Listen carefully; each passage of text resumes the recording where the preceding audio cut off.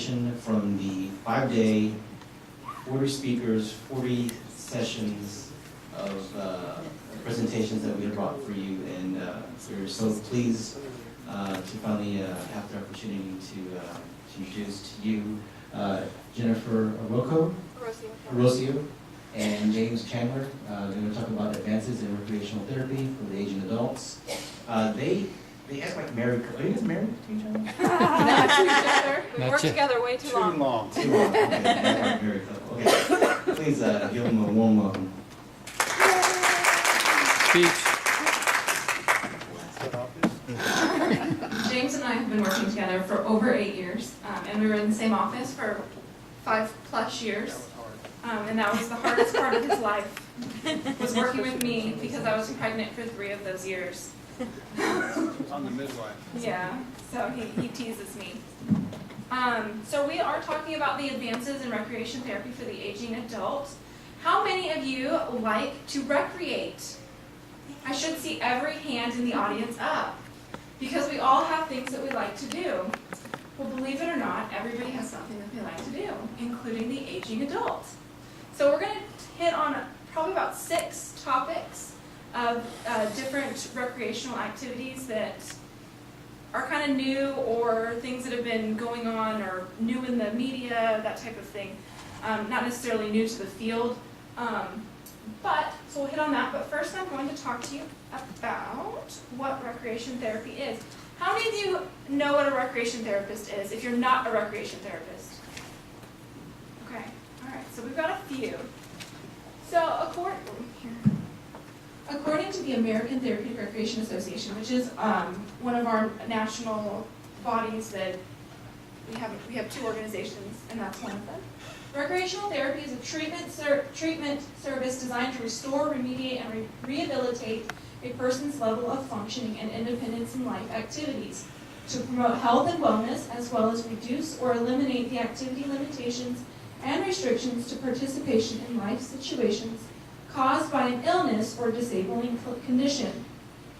You may also know us as therapeutic recreation or recreation therapy. So we kind of have a few different names out there. A lot of people, if you work in long-term care settings, they have what's called activity directors. We're going to talk about the difference between what a recreation therapist is and what an activity director is.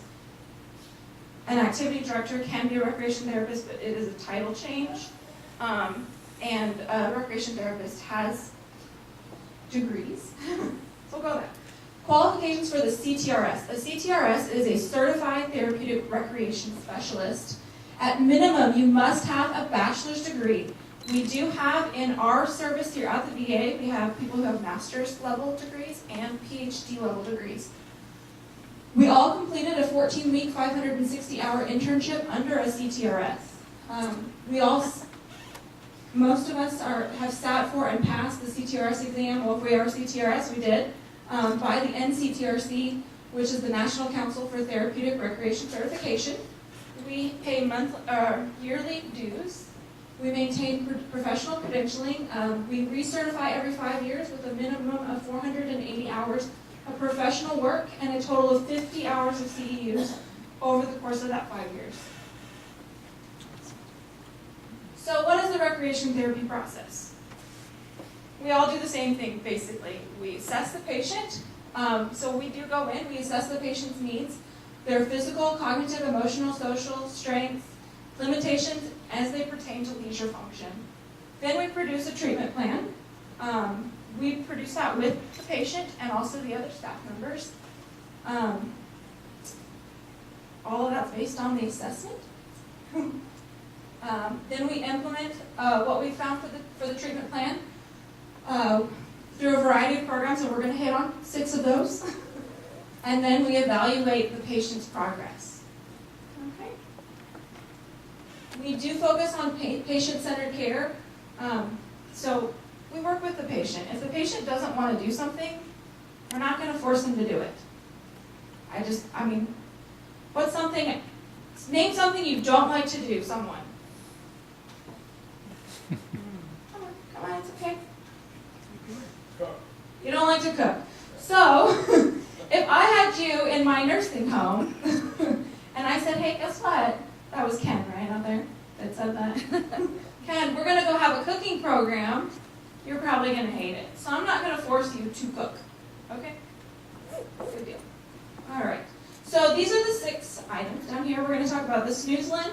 We're gonna talk about technology, animal-assisted therapy, exercise programs, creative arts programs, and community reentry. And this is where I hand it over to James. Hi, I'm James. Anyway, oops, read that. I'm going to talk a little about snoozlin, and it's how it's pronounced, snoozlin.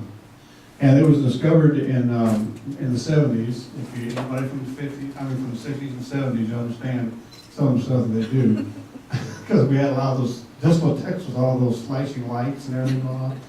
Well, it's not the same principle per se. And so it's been in existence since the 70s. And what snoozing means is to seek out or explore or to relax. It consists of placing a person in a snoozing room or in a soothing environment and stimulating environment called the snoozing room. Now, we also have carts, because a lot of times if you don't have a room, they have carts for that, so you can take the carts down the hall or into the patient's room. And you can do just about the same thing as you can in a snoozing room with the lights and whatever parts that you want to use for snoozing.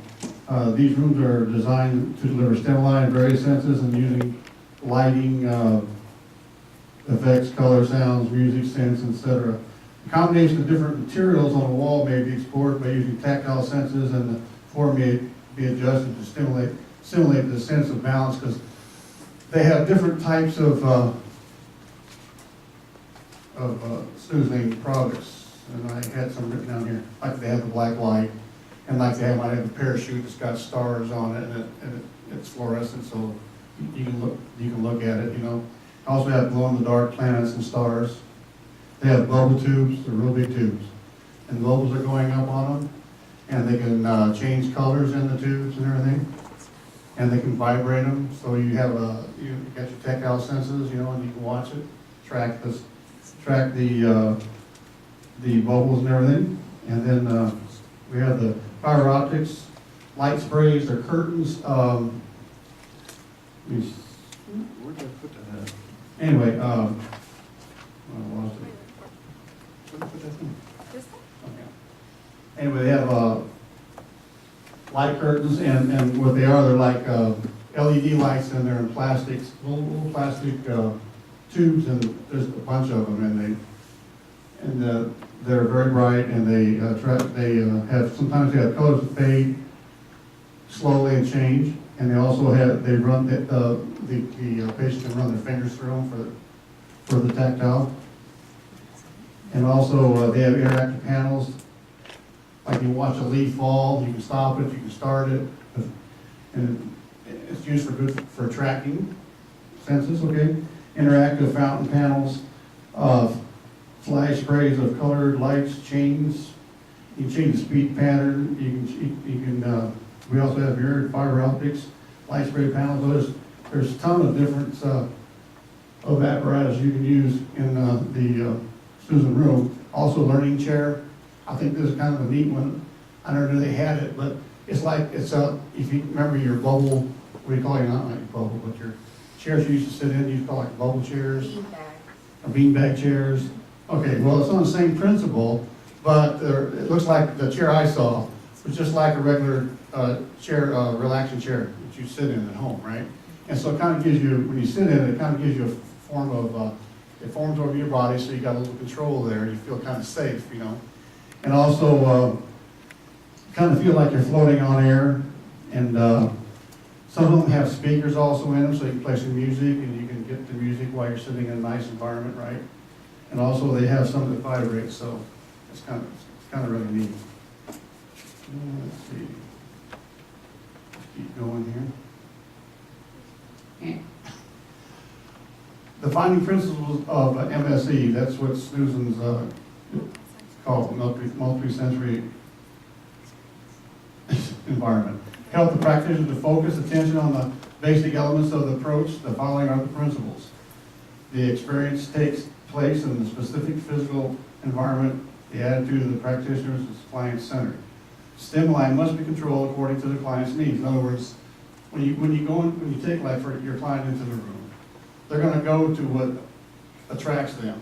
Okay, so that's their control. So they're telling you what they want. And a lot of times, what happens is that it can change their affect. It can, if they're really agitated, it could probably make them feel a little bit more relaxed, so they won't be. And like in Alzheimer's, basically, it can stop. It can slow them down in their wandering. It can't completely slow it down, but I mean, you can help them out in their wandering. And also, the MSC is a medium for communication. The sensory environment is neither positive nor negative. The practitioners rely on the client's point of view. So right now, at this time, we're going to play a video, and I think you'll understand it more when you see the video, because you'll be able to see the lights and see what they're doing with them. Okay? Ready for the video?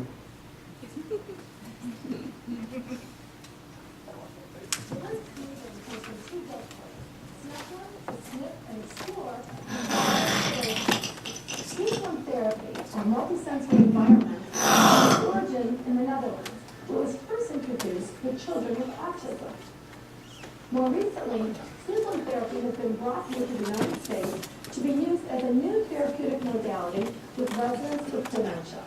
Let me introduce you to our multisensory environment.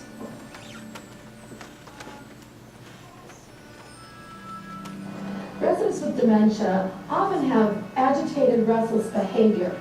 We find them picking at their skin and sometimes making lesions on the skin, picking at furniture, picking at clothing.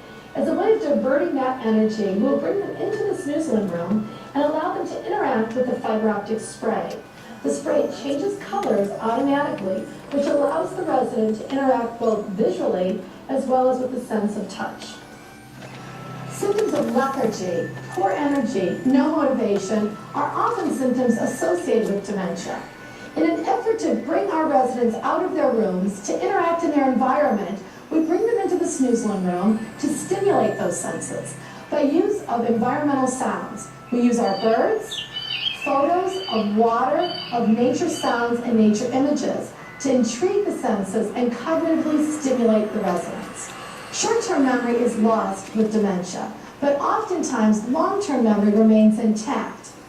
Therefore, one of the things that we use the snoozling room for is to try to stimulate or cue that long-term memory, perhaps by use of a familiar object, such as a bird, where residents might be able to relate and tell a story from their past related to bird feeders or bird watching. The bubble tube is probably one of the most popular items here in the snoozling room, for a variety of reasons. Many of the residents enjoy interacting with the bubble tube because it's a cause and effect.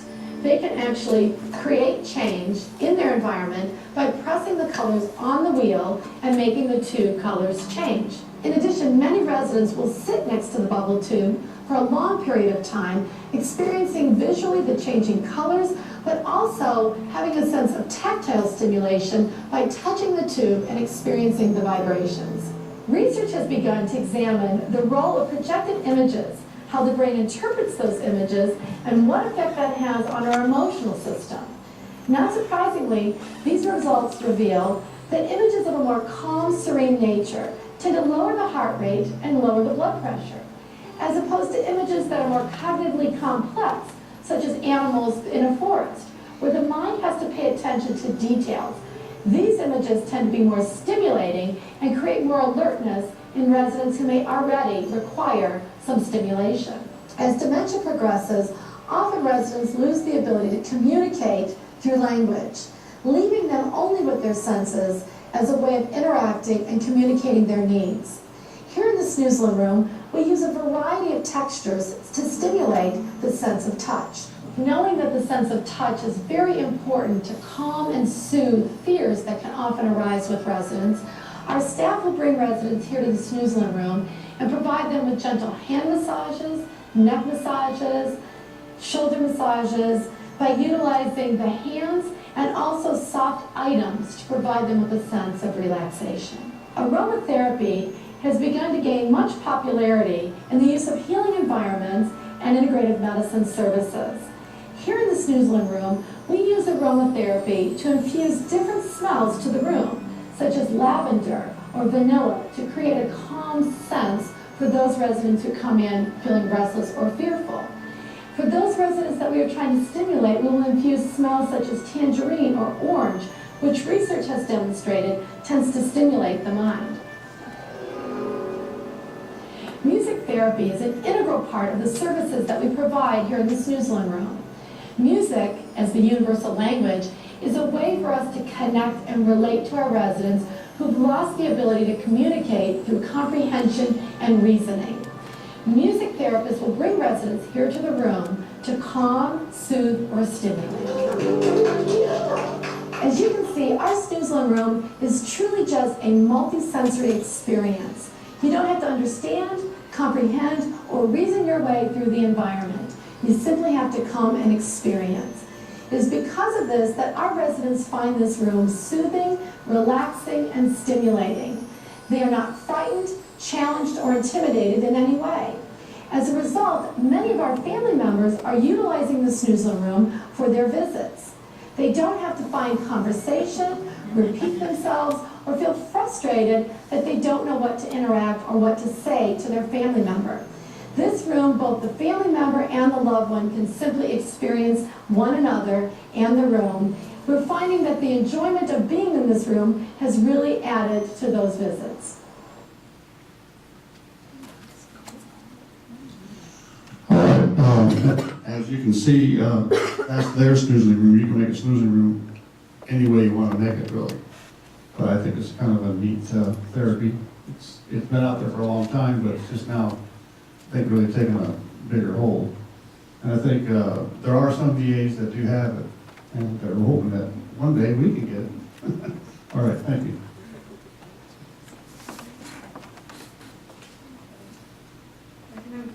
Move on to technology. How many of you guys have computers or iPhones or smartphones or use technology in any way during the day? Yeah, most of us. Technology is opening up a broad avenue for recreation therapy and the aging population. Computers, we use computers today to stay in contact with family, friends, to stay up to date on new and upcoming topics. We use iPads. Technology is ever changing. So one of the things that I wanted to really touch on with technology was, it's not on the slide, but that when you're introducing technology with the older population who may or may not have experience with it, you want to get things that are what they would be useful for them. You don't want to get everything with the bells and whistles that you would think that, oh, I want the latest and greatest, because that could be confusing to someone that might not have as much experience with technology as, say, someone who's grown up with it or has been involved with it for many years. So you want to look at what their needs are and base what you get for them on that.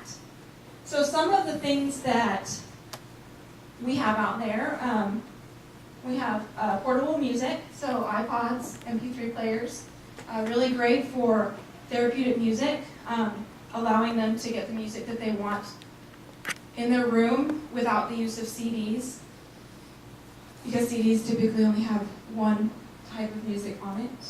Reading materials like Kindles, they are very useful. Kindles have also opened up to be more like iPads, so you can email on them, you can watch videos, you can have them read to you.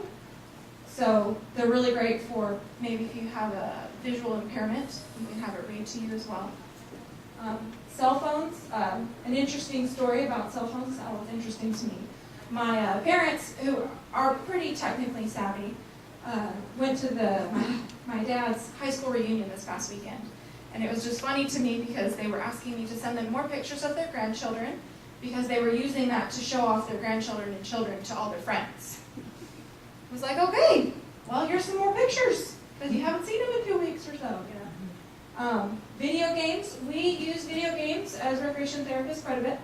The Wii was one of the most interactive things. We introduced that several years ago. How many years? A couple years ago. When it first came out, we introduced it, and now we've expanded to the Xbox Connect. We have PlayStations on our units, and we use those. The Wii is great for allowing the individual to get physically active along with the Connect. But then, I mean, as people age, we're going to have people that are interested in PlayStations as well. So we use a lot of PlayStations with our younger populations as well.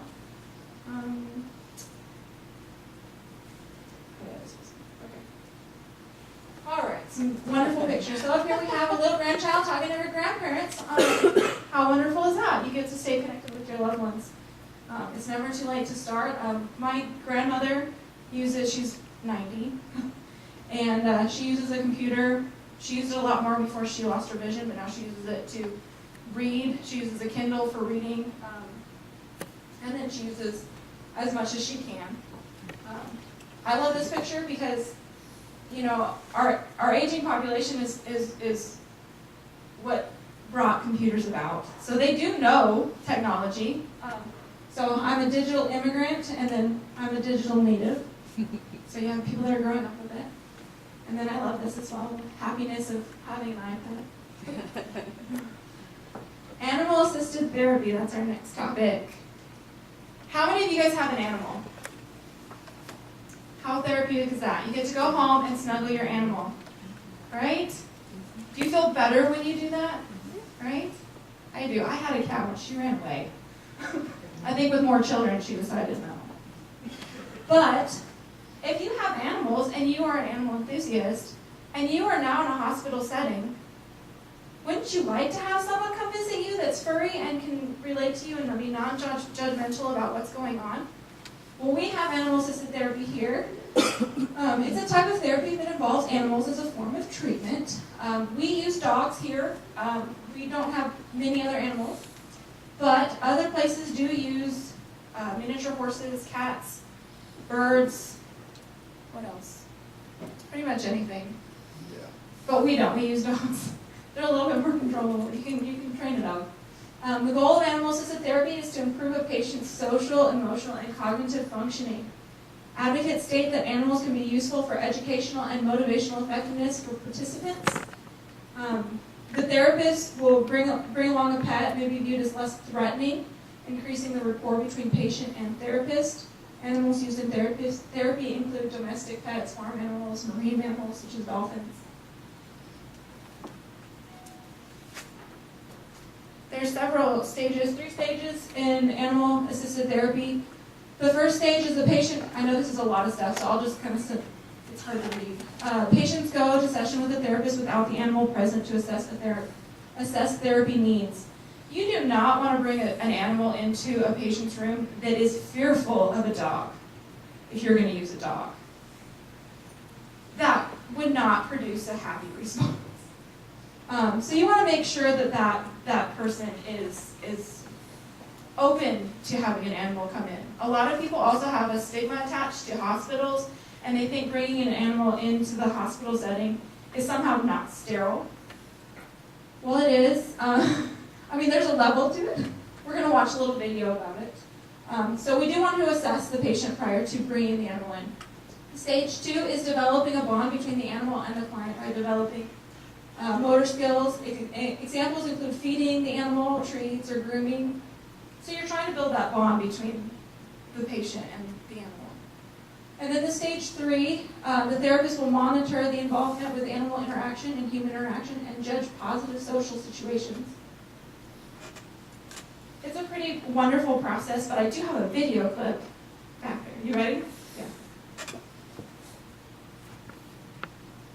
Black Lab who knows how to cheer people up. For the past 6 years, she's been part of the Animal-Assisted Therapy program at Edward Hospital. She seems to have that other sense about her that maybe they need a little head nod or they just need a paw shake. Zoe is one of nearly 100 dogs in the program, created by Patty Kaplan in 2002. For some people, it might be the only visit they get the whole time they're here. And the dogs just take their minds off of their illness. I was able to reach her and pet her. That was good enough for me. Before going to the hospital, the dogs with the Animal-Assisted Therapy program have to have a bath within 24 hours. And don't forget to always have your badge. Are you ready, Zoe? Let's go to work. Becoming an animal-assisted therapy dog requires hours of training. The usual sit, down, stay commands are only the beginning. It takes a dedication and commitment, but the return is much more than the investment. Don't think these dogs are all work and no play. At home, the therapy dogs are just like your four-legged friend. Although the program takes a lot of hard work and dedication for both the pet and the owners, everyone agrees it is well worth it. There's something about the minute you walk into the room and identify yourself, they just kind of light up and you can just see the change in their whole demeanor. Kaplan recalls one special memory with a patient on her birthday who had just found out she was terminally ill. I walked in the room, there's a room full of people crying, and I put the dog on the bed with her mom. Her mom buried her head in his fur and said, "Thank you for the best birthday present I could have." Reporting from Edward Hospital, Jenny Barger, Naperville Community Television, Channel 17.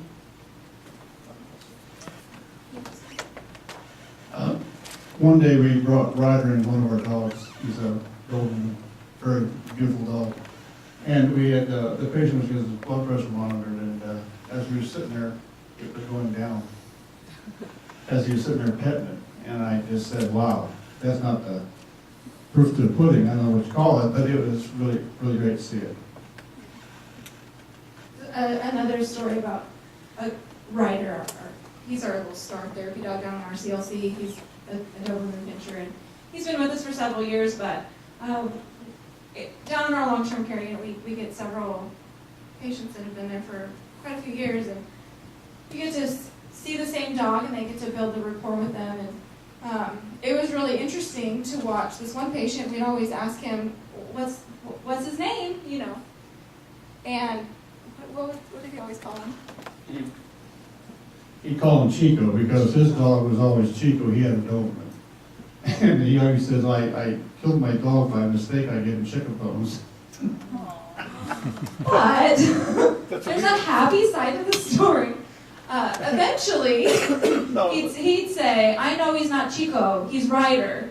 And so it really, he built that rapport with the dog to know his name, even though he was slightly demented and didn't remember everybody's name all the time.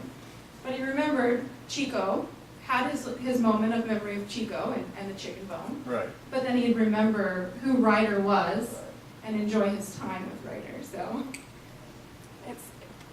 it's a good experience to watch that happen over time. And we get that with several therapy dogs. These pictures up here, we do have therapy dogs on all of our units throughout the hospital that have a recreation therapist. Part of our program is that the therapy dog needs to be escorted by a recreation therapist. So if you are on a unit and you don't have a recreation therapist, you're probably not going to see a therapy dog come through. But if you have a recreation therapist, you probably have seen a dog come through. But I like these pictures. These are off of Google. These are not patients that I know, but you know, walking a dog, allowing yourself to get out there and exercise with an animal, it alleviates. This person's probably not thinking that they're exercising, they're probably thinking they're walking that dog. Socialization, so you have a group of people socializing. And then, you know, just, again, socialization with the dog. The dog, an animal brings a piece to the therapeutic environment that a human sometimes can't do. Dogs are animals are non-judgmental, so. Exercise programs. We do have exercise in our long-term care units. The goal of these exercise programs is to teach various skills to promote a better quality of life. We are not physical therapists and we are not occupational therapists, but we do offer a piece where when you exercise in a group of people, you have fun and you don't necessarily think that you're working out or exercising. How many of you exercise in a group setting? A few of you. And is it more fun to do that than being by yourself? Okay. And how many of you like to exercise on your own? And that's great too. I don't want to discount that. Group exercise programs offer the benefit as exercise in group setting. So, on several of our long-term care units, we have, well, all of them, we have exercise groups on all of our long-term care units. But James actually does one of them down on our CLC. So I'm going to let him talk about that. I know I didn't tell you that I was going to tell you tonight. But here you go. Yes, we, there's me, and then there's a new guy called EJ. EJ's a good guy. He's a therapist, and what he does, he uses, I can't think of it, yoga with his, but he also uses a lot of ball activities. With mine, I used to be in my form, when I used to look a little bit better, I used to be aerobics instructor. So basically, I use a lot of music with my activity, with my exercises. And then at the end, if I have time, I'll use the ball activities like EJ would do, or we have a parachute. So, but they get a lot of fun out of it. I always tell them, you try to tell them, hey, let's keep the best posture you can. I go at a certain speed, try to keep at that speed if you can't, and do the best you can. Always tell them that don't forget to breathe. That's very important. And they have a lot of fun. They really put the best effort. I got one lady that she's an ex-Marine, and she tries harder, I think, on all of them, and she has more disabilities than all of them. So, basically, it's fun to do the program. They're getting a lot out of it. And the exercises I do are basically actions or movements that they're going to do throughout their life, like if it's reaching up to grab something, or trying to kick at something. I mean, all the activities pertain to what they do in everyday life. And we also have some other programs outside of our community living centers. We have our VA Be Active and Move telehealth that we have patients referred to participate in a telehealth program where we have a central location with the instructor, and then it is televised to other locations throughout the VA. And then patients can go to one of those locations and be involved in a class. We also have our aquatic program, and I won't call on that person, that meets and they do aquatic therapy. And then we also have, I'm the coach for the National Veterans Golden Age Games, which is for veterans who are 55 and older. So it is a program to promote health and wellness in our population of 55 and older veterans. It's a competition, and they have several events, including cycling, precision walking, can't remember them all, air rifle. I should have had them all listed out. Yeah. But it offers some sedentary mind games, and then it also offers the more physical aspect to it. So it's a good program, and I've really seen a change in people who are involved in that and then drop out, and then get back involved, or that have continued to stay involved in their activities. So it's a really good program. So. Creative art programs. How many out there like to be creative? That includes art, that includes music, that includes dance. You.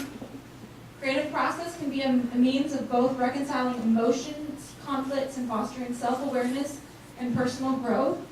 It includes both visual arts and performing arts. Visual art programs allows for creative expression to be seen in the medium being used, paint, leather, yarn, cloth, etc. Performing art programs allow for creative expression to be seen in the performer. Creative writing, music, dance, drama. I'm going to share a story, and if you want to share it, I don't know if you have stories you want to share. Creative. Okay. Well, I'm going to share a story about a friend. My husband and I actually went and had dinner with one of our friends who's just been diagnosed with stage 4 cancer. And I was very intrigued with what she said, because she's always been very good about telling people to do the things they want to do and expressing themselves. She is a painter. And she says that she likes to paint the cancer on the canvas, and then she likes to wipe it out with something pretty. And it really spoke to me. This was actually just 2 days ago that she said this to me. But there's a level to that creative expression. Even if you're not artistically inclined, putting something on paper to get out your frustration in some way can be very therapeutic. And so I'm not artistically inclined at all. But I used to, with my patients, when I worked at the domiciliary, we used to have a watercolor class, and we had an instructor come out there. And it was really interesting to watch these individuals who didn't have any training with art, and she would encourage them to put whatever onto the piece of paper with watercolor, and whatever they seemed to do, it came out pretty. And I actually produced some pretty nice pieces as well. I was like, wow, never knew I had it in me. But then I saw my patients, and I was like, wow, that's really awesome, that what you had there, and it had a lot of emotion to it. I also work with the National Veterans Creative Arts Program, the performing side. So, and then we also have a National Veterans Creative Arts Program with the art side, which Ken Sanchez works with. He's back there. Sorry, I'm calling on you. I told you I wouldn't. But it's really fun to watch people evolve through those programs. Do you want to add anything? Okay. All right, so up here we have some dance therapy going on. Movement can also be categorized as exercise, dance and exercise. Some art, and then some music, a drum circle with other instruments.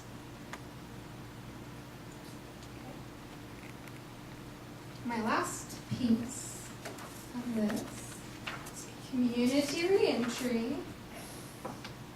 Community skills are those that allow the patients to participate in community life.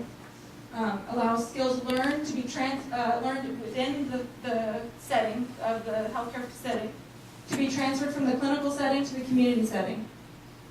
It teaches how to function within the community again.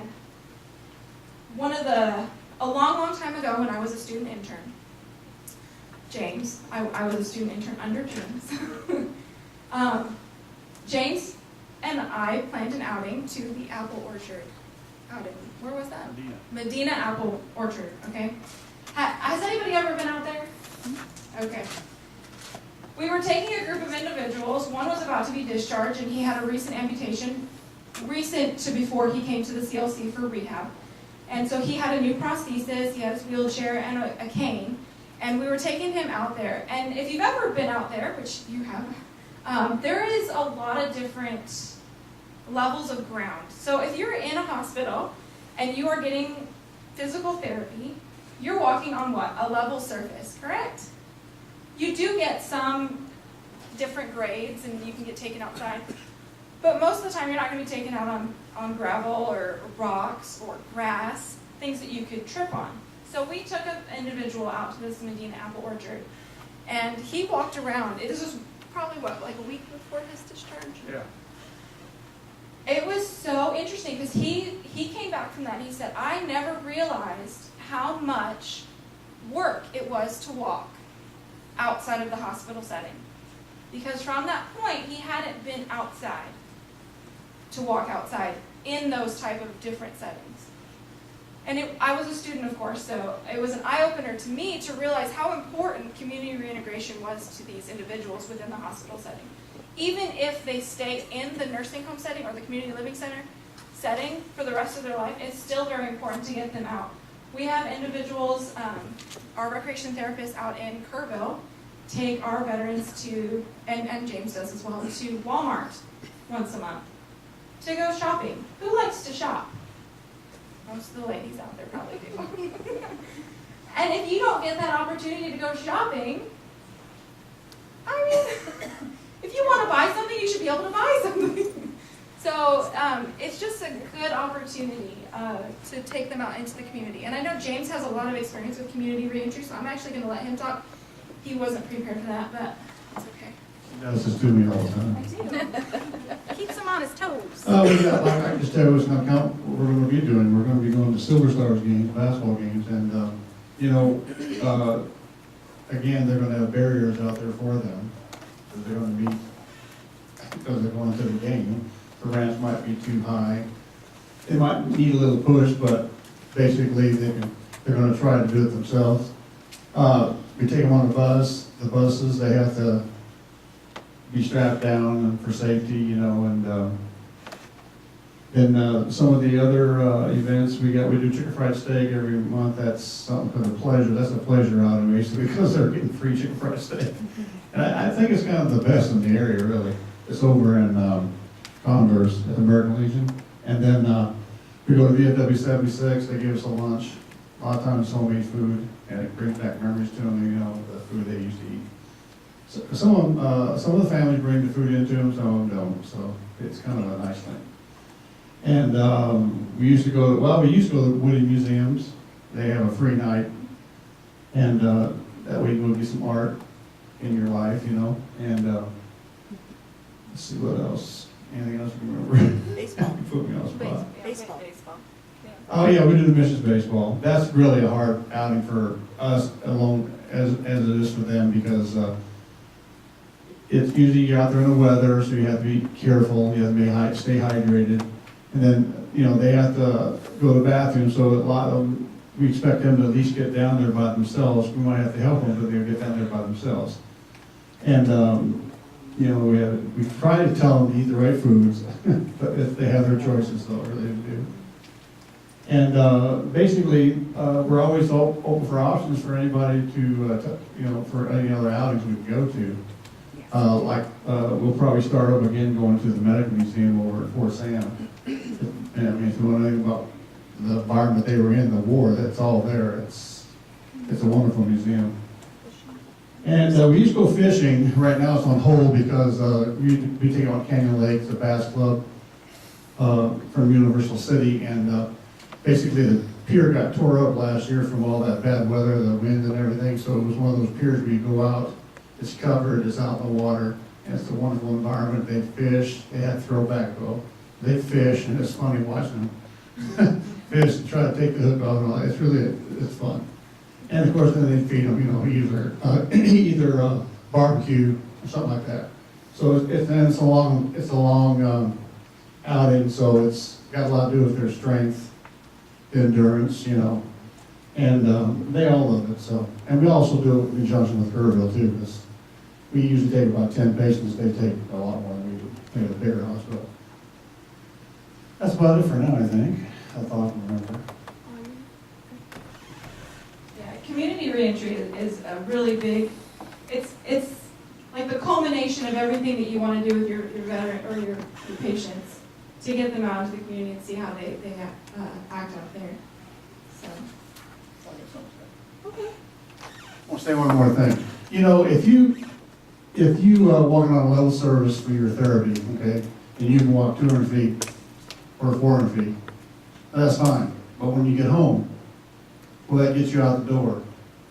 Will that get you anywhere? I mean, that's, I think, what's unique about our therapy is that we can get them in the natural environment they're going to eventually get into, and it kind of gives them an idea of what they're going to have to do to survive in that environment, okay?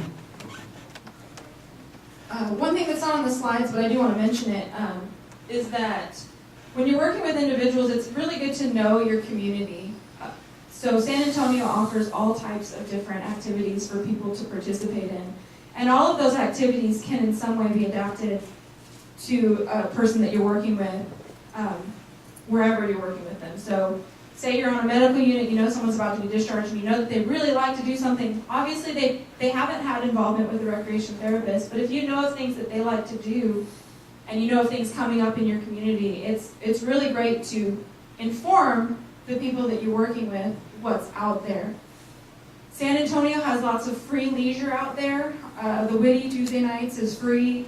There's lots of parks and recs. They have all types of resources. So if you get on that technology aspect and you can go on the internet and you can Google what's free in San Antonio or what's coming up, you can relay that to the people that you're working with to help them. So I have a short video. You're going to have to bear with it. There's technological issues with the computer. Okay.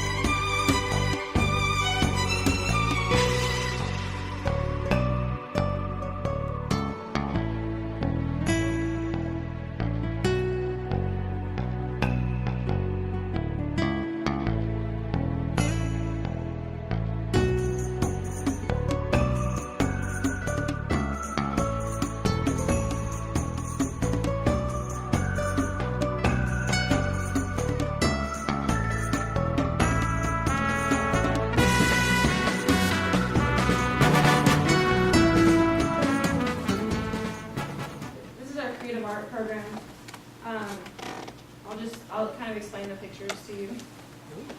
We do shooting with our spinal cord unit, so we take our veterans out shooting, quail hunting, and other hunting events. I just have a lot of quotes throughout this, so if you ever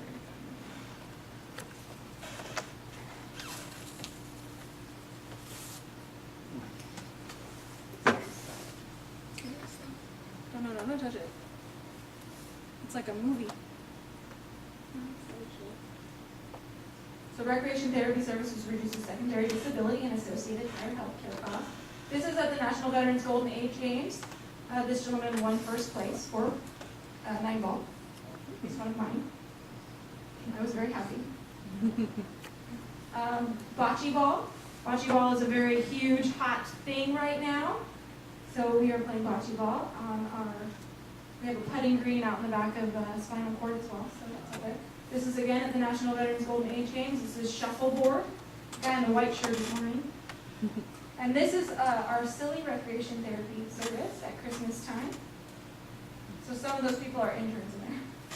But that was the bulk of it. So you saw physical therapy in there, several other things. And are there any questions? Yes, ma'am. One time, the CLC was going to try to use exercise as a fall prevention tool, and I just want to know how that's working out. Yes, ma'am. The programs that we actually have on the unit, I can do. The programs that we have on that unit are actually what we instituted for that fall risk prevention program. If you want to say something on it, but the ones that we do on there, every program that we have that are involved in that, that's why we have a program on every CLC unit. Was it showing any effectiveness? Is it showing any effectiveness? I think it does. I mean, they have a lot of disabilities, so we're being followed by the business, so we have to give a report, Linda, quarterly? Yes, Quarterly, of how much support we're getting and all that stuff for them. But, you know, it's one of those things where we're competing with other therapies, so time restrictions, sometimes you might have 5 patients, sometimes you might have 12. So, but I think they enjoy it, so I know I think our falls are down, right, aren't they? Our falls are down, right? They're down. They're down, so it must be helping out somehow, I think. I'm pretty sure it does. And not always, the patients that are involved in that program aren't always necessarily the ones that need to be involved. Any other questions? Alrighty. Okay, great. Thanks. Thank you guys for your attention.